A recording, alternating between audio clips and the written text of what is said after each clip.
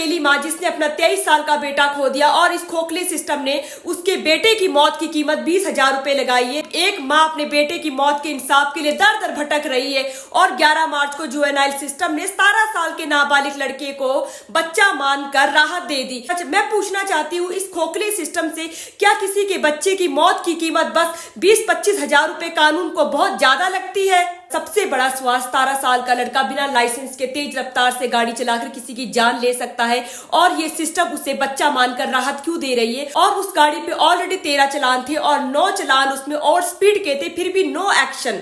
सभी जानते हैं कि सोशल मीडिया में रील्स बनाने के लिए 100 की स्पीड से गाड़ी चला रहा था और टक्कर इतनी ज्यादा भीषण थी कि साहिल की सिर में चोट लगने से ऑन द स्पॉट डेथ हो गई और सिस्टम ने इतनी आसानी से नाबालिग कहकर उसे जमानत दे दी।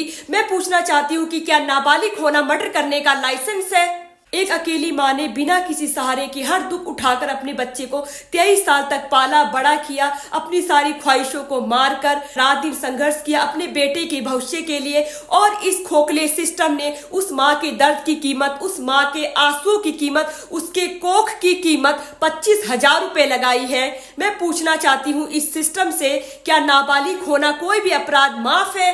निर्भया रेप केस में भी 17 साल का लड़का नाबालिग पाया गया था और वो उस रेप केस में पूरी तरह से दोषी था, जिसमें चलती बस में रेप करने के बाद प्राइवेट पार्ट में रॉड डाली गई थी। उसे भी नाबालिग कहकर 3 साल की सजा सुना के जुवेनाइल जस्टिस ने आजाद कर दिया था। मैं पूछना चाहती हूँ जुवेनाइल सिस्टम से कि अगर कोई 17 साल का नाबालिग लड़का तेज रफ्तार से गाड़ी चलाकर किसी बेटे की जान ले ले, उसे कुचल दे, तो क्या उसे नाबालिग कहकर छोड़ दिया जाएगा? अगर कोई 17 साल का नाबालिग लड़का निर्भया रेप केस जैसा भयंकर अपराध कर सकता है तो उसे सिर्फ सुधार गृह में भेजा जाएगा? क्या किसी की मौत की कीमत सुधार ही काफी है? इस हिसाब से तो कोई भी नाबालिग अपराध करने से नहीं डरेगा, क्योंकि अपराध तभी कम होते हैं जब अपराध करने वाले को सजा का डर हो, कानून का डर हो। क्या नाबालिग किसी की भी जान ले सकता है?